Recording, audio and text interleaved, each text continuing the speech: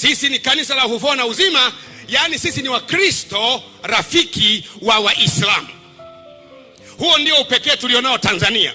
Yani sisi ni Wakristo rafiki wa Waislamu.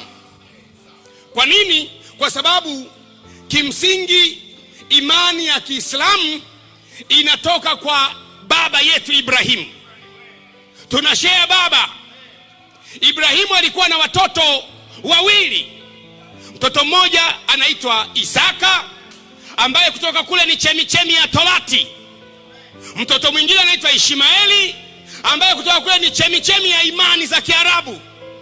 Kwa hiyo sisi na wao baba yetu ni mmoja. Kimsingi wa Kristo hatuna uhusiano na mabuda. Buddha hayumo ndani ya Biblia, hayumo. Yoga, Shinto hawamo. Lakini Waislamu ni ndugu zetu wa kiimani.